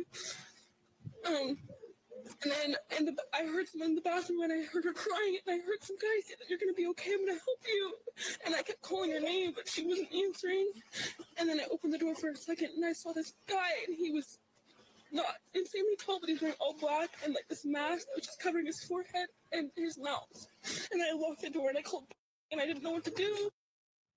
Yeah, really chilling moments there caught on camera. The house was demolished after all evidence was collected, and Brian Kohberger, the convicted killer, was sentenced just a few weeks ago to 4 terms of life in prison. Thank you for watching. Subscribe below and down. Sorry, I didn't mean to do that to y'all. I hate that. Have a good night. I hate when it does that. Okay, so this is the next part of the video. This is with Brian Etten. It just says roommate of Brian Kohberger victim in new body cam footage. I saw the guy. I don't know why all my CCs are on. I have to change that setting. At a house rented by students from the Here, let me So try for a moment to put yourself in the place of those people who lived on King Road in Moscow, Idaho back in November of 2022. Police arrive at a house rented by students from the nearby university, and they find a bloodbath. 3 young women and a young man all stabbed and slashed to death inside the house, and it had just happened a couple of hours before. Now, of course, we know now who did it, who murdered those 4 students, and Brian Kohberger will die in prison because of it. But tonight isn't about the killer. It's about the scene that Moscow, Idaho police rolled onto that cold November day. Officials there have now released the police body camera footage from cameras worn by officers called to the murder scene. The footage does show the interior of the house, but we're not going to show that part out of respect to the victims' families. But we do think it's important to hear the words of 2 people who were close to the survivors. Close to those who were murdered but survived. 2 of the victims' roommates, Dylan Mortensen and Bethany Funk. Watch this and listen to those 2 young women, clearly in shock and in confusion about the nightmare that happened around them in that house. In the main room. This is one of the. Pretty much they were in the main room. I heard them dancing and laughing. Kaylee went upstairs and she screamed because someone's in the room and she ran downstairs. And I kept calling her name and she wouldn't answer. And then I saw the guy. I just locked the door and I ran downstairs. We don't know what's going on. Can you come here with me, please? Sonny will probably be revisiting this interview with you very soon. Again, okay? So you're probably going to have to retell the story. That's fine. You were in that room? My room, not Xana's room. My room. And your room is this one right here? Next to the stairs. That one. Xana's room. Second floor room. Second floor. Okay.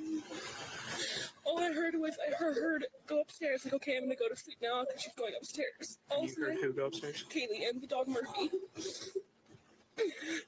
And upstairs to the very top? Yeah, that's where her room is.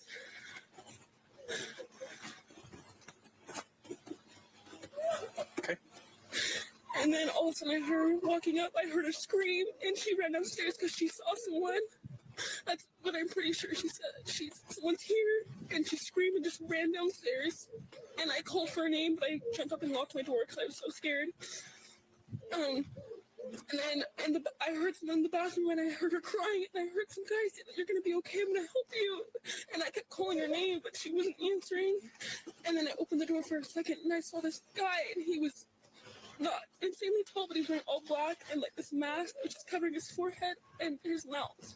And I locked the door and I called, and I didn't know what to do. This was at 4 a.m. Yes. Okay. And so then I just ran down. You left here? Yeah, I left my room down to. She's that one with the white blinds at the very bottom.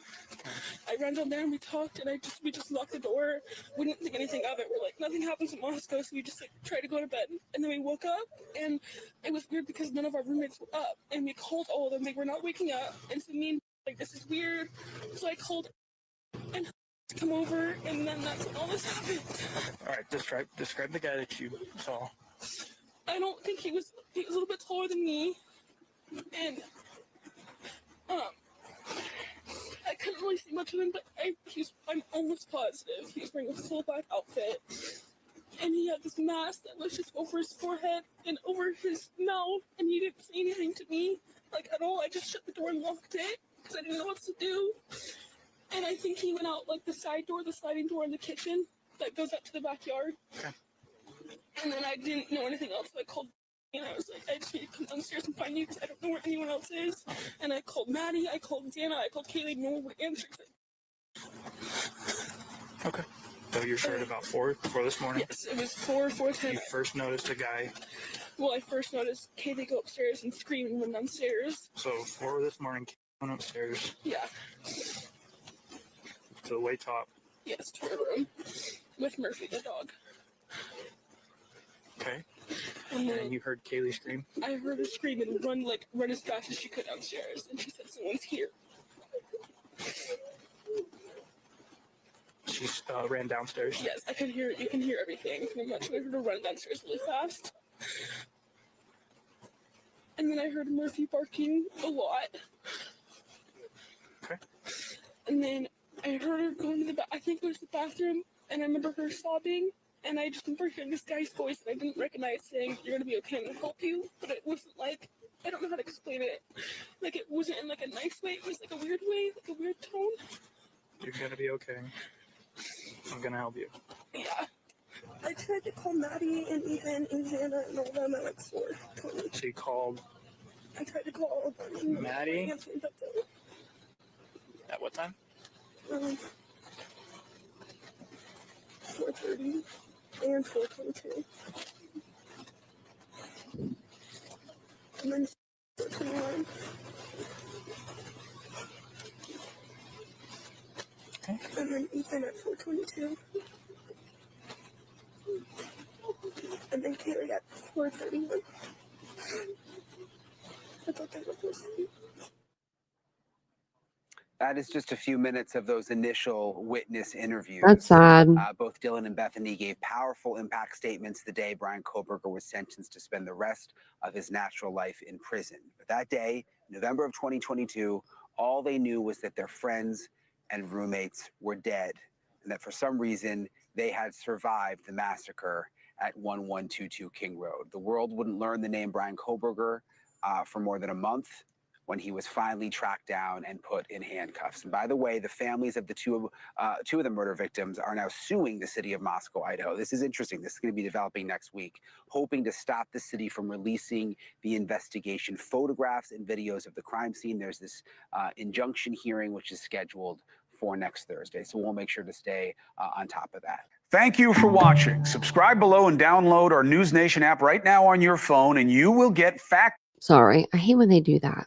I hate when they do that. It's so loud. It's always so loud.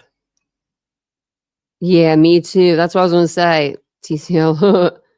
When I was in college, I could have slept through a freight train. Actually, you know what? I slept through a tornado, and it was just 7 years ago. So, yeah, I could sleep through a lot.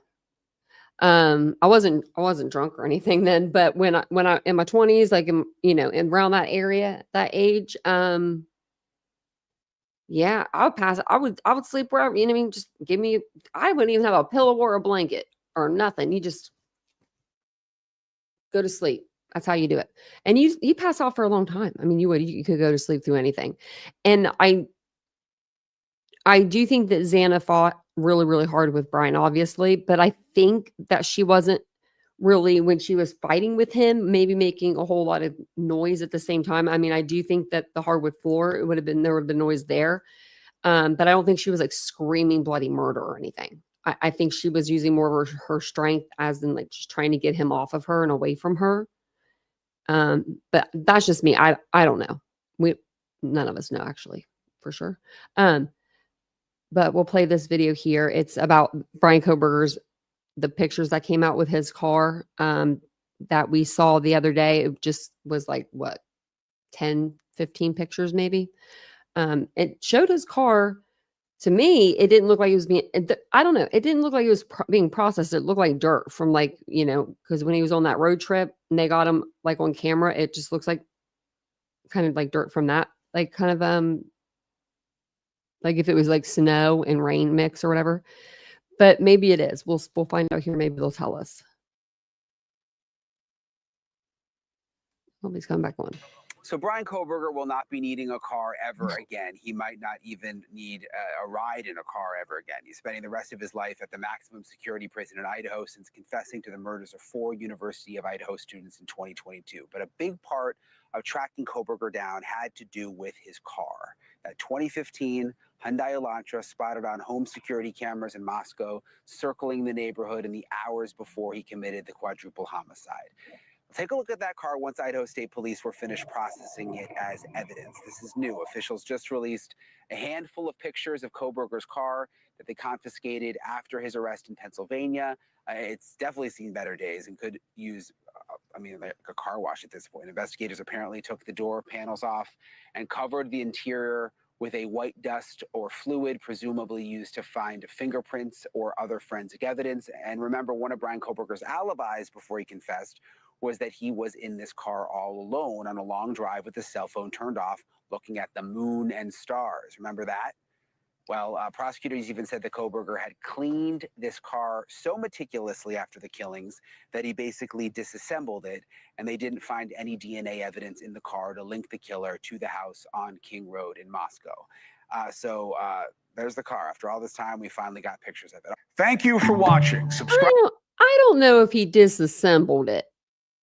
I don't know where the evidence would have went. I don't think there was a lot of biological evidence on him per se, like that he couldn't take off with that Dickies out, like that Dickies suit, right?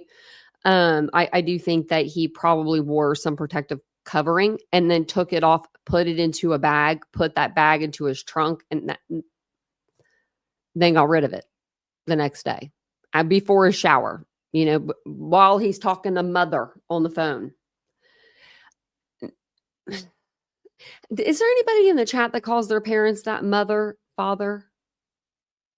Not like, and I'm like, I'm saying like you call your mother, like mom, mother. Like you don't say, hey, mom, you say, hey, mother. I don't know. To me, that's just so like, that's not even formal. That's like, it's one thing to say like, yes, sir, yes, ma'am. That's like, but like mother, father, that's creepy. That's like, that is giving me some freaking American Psycho, Christian, whatever his name is, Bates. Is Christian Bates? Christian, something like that. Yeah. Yeah, that's me. Yeah. Mom, Cindy Lou. That was her name. I call her name when she was being crazy. Which she was never crazy. But when she was acting ornery or something, I'd be like, no, Cindy. And I'd act like the parent. It was always funny.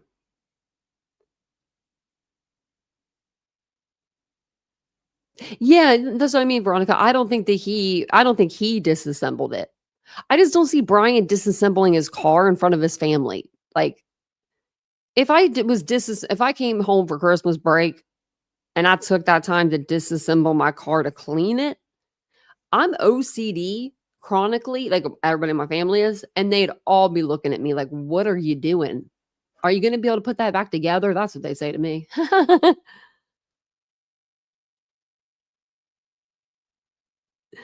Oh, I can't remember either. It's like, hello there. Can you hear me? I wonder if him and his mom were close. Or like, I wonder if that was her like baby boy and her pride and joy, her only son. Or if they were like, if he was closer with his dad. Because I know his dad was going around telling people, calling him Dr. I guess Kohberger already. I don't know. You never be a doctor. Well, you could be a doctor if they let you get your PhD. I don't think a school would accept you though. I don't see a school accepting him. I just don't. Let me see. Let me fix myself. Suppose I have probably like small or yeah. But there we go. Oh, there's like this little bump on my face. I don't know if you guys can see it. But I don't know what it is. It's itching though now. I thought it was a pimple. I put pimple patches on it. It didn't work. Okay. So I think that's all I have for you guys for tonight, but I have a bunch of stuff coming up ahead for you. So if you're not subscribed to the channel, make sure you are.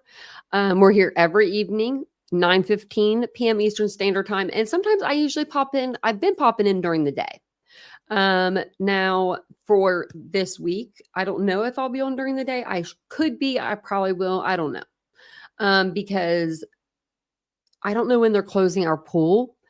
And that's number one in my brain right now, is making sure that I get out and I get out in that sun for like at least the next week, every day, every single day, all day, like not all day, but like, at least a couple hours. Got myself a new crossword puzzle to look at so I can look for my words, my word search or whatever.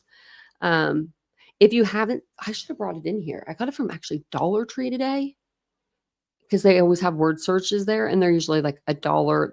They used to be $1.25, and now they're like $1.50 or $1.75. The price went up. I didn't know. I was like, what kind of Dollar Tree is this? But they're really cute. So they're worth the extra like quarter, whatever it is. Like, I mean, I don't think you get as many, but they're really cute. They're really, I got one because I was like, I only need one, I think. If I need another one, I'll go back. But and they're big enough too. And the words are on the opposite page or on the same page. I mean, so you can like, the other ones were like flipping this way, and like you have to flip it back to look for the word. I don't know. I didn't like it. I love me some word searches too. I actually have an app on my phone. It's called, I'll tell you what it's called. Word Stacks. And it's little, like you find the words. It helps me. I feel like my eye gets stronger. I don't know. I do it for eye strengthness, and it could be not doing that, but I'm trying to read to you guys for as long as I can. Oh, I'm going to do the pool. I'm going to do it up big. No one's really been down there, and I'm like, I'm loving that. And so I'll go down every day. And plus I got that new, is it called Boko bag? Boko bag? I was calling it Baki bag. Boko bag. And I have to use it, I mean, summer's almost over. I'm going to use that thing for everything. I'm going to put that thing in the car and bring my groceries up in it or whatever, like put my bags in it, because I got like the biggest one. And it's like, I'm just going to do that.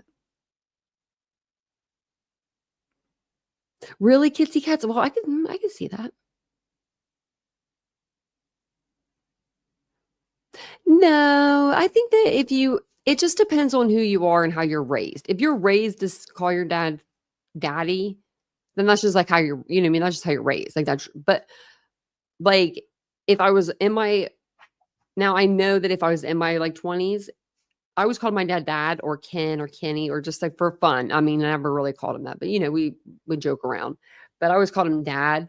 But if I needed something and it was important, I could totally see me calling him and being like, daddy, and him being like dropping everything, being like, my little girl needs me, And congratulations again, TCL, for your grandbaby. That's so exciting. You have to send me pictures. I want to see. I like seeing I like seeing the little babies. Then it makes me want to have a baby almost. I've been looking at baby clothes. I don't know what I'm doing. I'm at Target and I'm like, look at these little baby clothes. Hey, Doodlebug. I was the only daughter. Yep, Ashley. I have one brother, and he's older, and he is my technically, I don't believe in this, but technically he's my half brother, but he's my bro. He's my brother. He's my brother, but we had different dads. But my dad raised him starting at 2, and we're 9 years apart. So, he looked at my dad almost like, I guess like if he needed my dad to be a father figure, of course he would be a father figure. Or if he needed him to be like a friend, he could be a friend, so. Because he saw his dad every year. He just had to go to New Jersey to see him. And he still goes there every year to see him because his dad will not come to Ohio. Only time he came was when he graduated and when he got married. Ooh, that's what I was looking at, baby clothes, Ashley. That's what it was. It wasn't Target. I think it was Target though too. TJ Maxx. What did I see there? That had me like screaming. I don't even know what it was now. I'm gonna have to go back and look. Good morning, Mother. You said that? Good morning, Mother. What? Yeah, I don't know. I feel like he was just more formal with it. I don't know. We'll have to see. And if you guys didn't see it last night, Steve came into the chat. Oh my goodness. He like came to put his milestone in. And I'm like, Steve, get back over here. I saw Ladybug saw him. I was excited that Ladybug saw him because I was like, oh, I don't, like a lot of the regular chatters had already left, I think, when he did it. And I was like, oh, I don't know what I saw there. It was something so cute. I think it was like a teddy bear, maybe with like a bait. Maybe it was like a bath thing and it looked like a teddy bear. I don't know. Anything that looks like a bear on a baby is cute. And then anything that's like, I was at Kroger looking at clothes too. Oh my goodness. Why am I looking at baby clothes everywhere? But it was Kroger of all places. They had the cutest onesies that I've ever seen in my life. They had little zoo animals on them. I don't know. I just thought they were the cutest. So Steve, it was one of our chatters. He used to be, he's still a member. He's been a member of the channel for 25 months. I think it was 25 or 28 months. Yeah, 25 months. Yeah. And he did an intro song for me before, like his band actually like did it. And he's just one of our members in here. And I just love Steve to pieces. Steve's like, when there was no guys in our chat, there was Steve. And Wizard Walt. Where the hell's Wizard Walt? Where the heck's Wizard Walt been? Okay, I'm sending out. I'm saying I need the signals out there. I haven't seen him anywhere. I hope he's doing okay. I know he's probably doing fine. He's probably busy with family, but it might take me a while to be like, wait a minute. But I will remember when you're missing. I will remember. But no, Steve's a good guy. So I wanted to shout him out again because I was like, oh, that made me so happy. And then Margot celebrated her 30 months. I was like, y'all, I need to get you guys some more emojis. That's a good idea to get whatever's on the register, I bet. Oh, see, Felicia, I didn't buy off the registry. But to be fair, I didn't know she had a registry until the day of. Look at that, Courtney celebrating her first month. Oh, wait, and Jet said you became a member, or you've been a member for a month. I saw that earlier. But I was on another page, and I'm so sorry. And then you gifted a membership too. I don't even know who got it.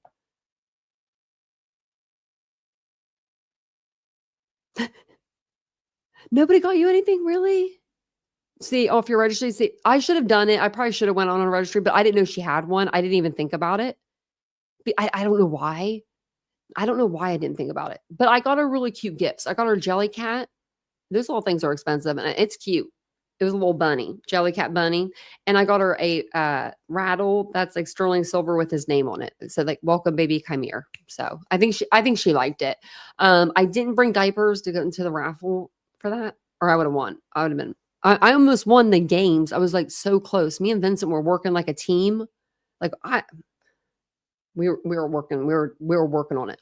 And he was getting them before me. I was like, how are you getting these? Like the word jumbles and stuff.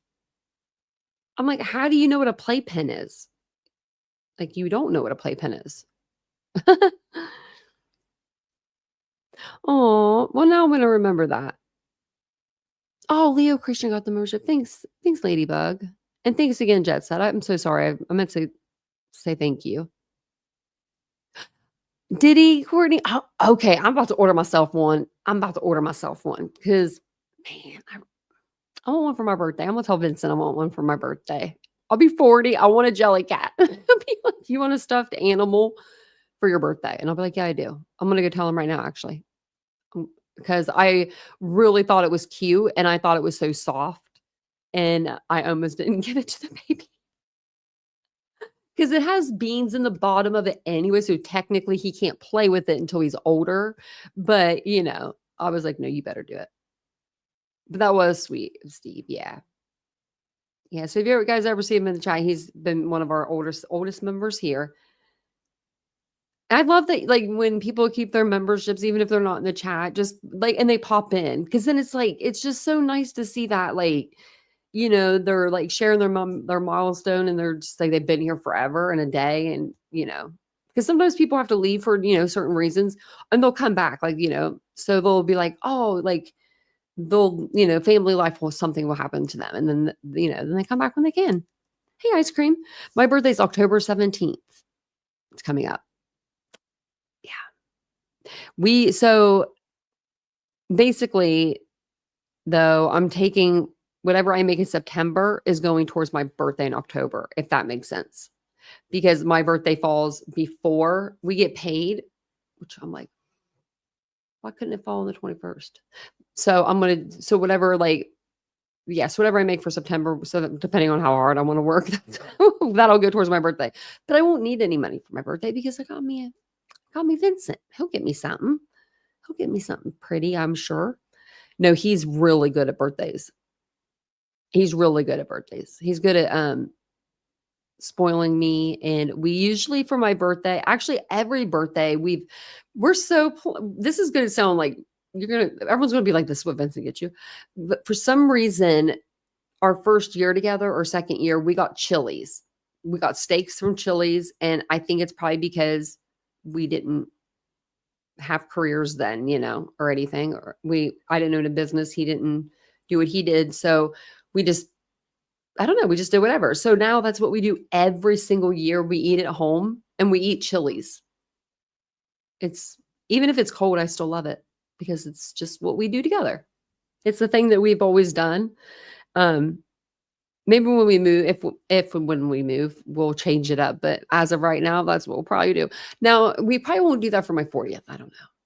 Because I kind of want to go out of town. But my birthday falls on like a Friday, I believe. So I'm going to try to do something like that.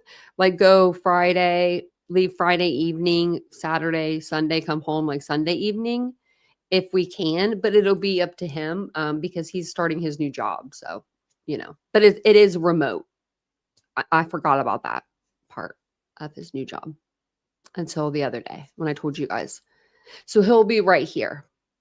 So what we're planning on doing is if he's not on camera or doing a Zoom meeting and I want to do a live, we're going to do a partition right here.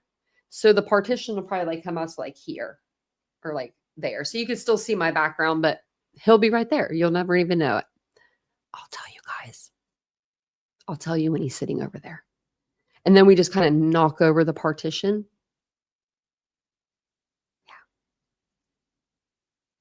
Really, Ashley? Was it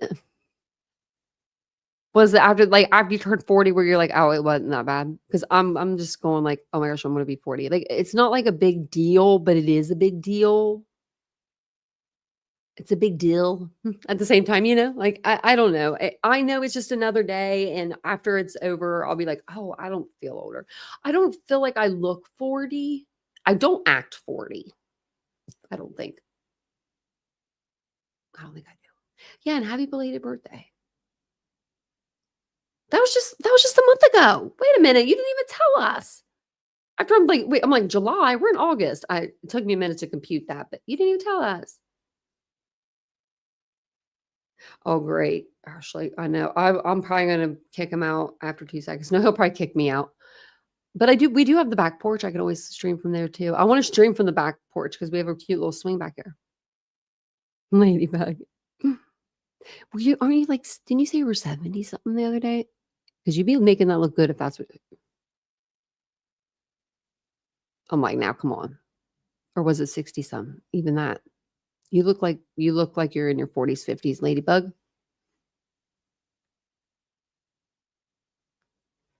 Oh, thanks, Ladybug. I appreciate it. I don't think I do. I don't think I look like it. Maybe it's that Botox I get. Like for my headaches. I'm gonna start. He usually shoots the remainder in the back of my neck right here on the right side because that's where I get my headaches the most. I think I'm gonna tell him start pulling that into the forehead. I could feel the pain. It's starting to come towards my forehead.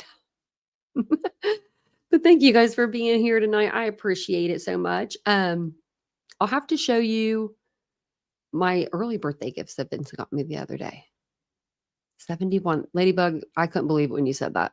That's why after I said it, I was like, wait, now I'm questioning myself. I was like, maybe she said 60 something. She looked damn good. Ladybug. I think that you would have been right around my mom's age. My mom would have been 62, 72. 72? This year? I believe so.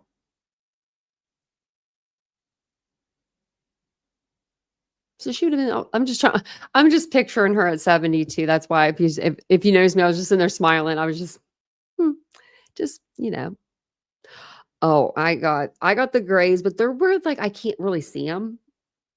I don't know why God would do that to me, but he did. So I need if I need anything, I just need like some spray. I literally have like probably a handful, not enough to even do it. So 55 in January. Well, I'm always celebrating this, and then I'm not celebrating anymore. I won't, Ladybug. I won't. But you look damn good. You still get carded. See, that's what's up.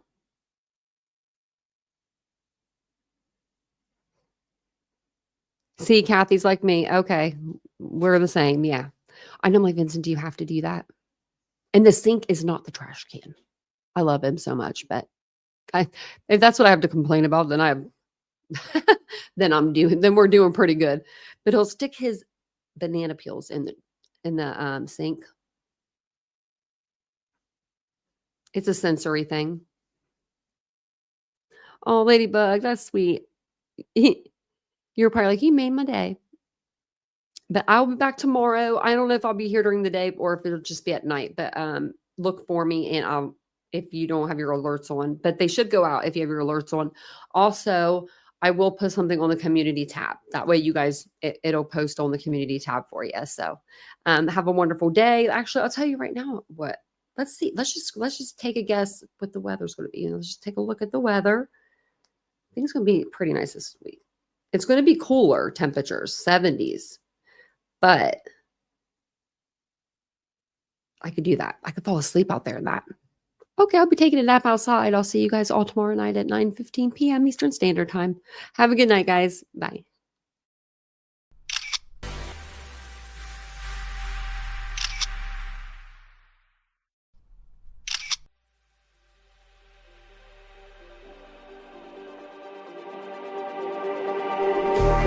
Just like the street lights lit this town, like a fire in a blaze, gotta burn it down. Can't be afraid to leave this out.